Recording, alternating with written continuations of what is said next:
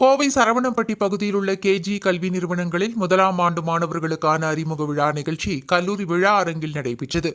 கோவை சரவணம்பட்டி பகுதியில் கேஜி மருத்துவமனையின் கீழ் செயல்படும் கேஜி செவிலியர் கல்லூரி மற்றும் கேஜி பள்ளி, கேஜி பிசியோதெரபி கல்லூரி மற்றும் கேஜி இணை சுகாதார அறிவியல் கல்லூரி ஆகியவை இணைந்து 2025-26 கல்வியாண்டிற்கான செவிலியர், பிசியோதெரபி மற்றும் இணை சுகாதார அறிவியல் துறைகளின் இளங்கலை மற்றும் முதுகலை படிப்புகளுக்கான முதலாம் ஆண்டு மாணவர்களுக்கான அறிமுக விழா நிகழ்ச்சி நடைபெற்றது. இந்த நிகழ்ச்சியில் முதலாம் ஆண்டு மாணவர்கள், மாணவர்களின் பெற்றோர்கள் மற்றும் பேராசிரியர்கள் என 1200க்கும் மேற்பட்டோர் கலந்து கொண்டனர். தமிழ் தாய் வாழ்த்துடன் துவங்கிய இந்த நிகழ்ச்சியில் கேஜி மருத்துவமனையின் தலைவர் பத்மஸ்ரீ டாக்டர் பக்தவச்சலம் குத்துவிளக்கு ஏற்றி விழாவை துவக்கி வைத்தார். தொடர்ந்து முதலாம் ஆண்டு மாணவர்களை வரவேற்கும் வகையில் கல்லூரி மாணவிகளின் நடன நிகழ்ச்சி நடைபெற்றது. தொடர்ந்து கேஜி சுகாதார அறிவியல் கல்லூரியின் 30 ஆண்டு கால பயணத்தை வெளிப்படுத்தும் காணொலி காட்சிகள் திரையிடப்பட்டன.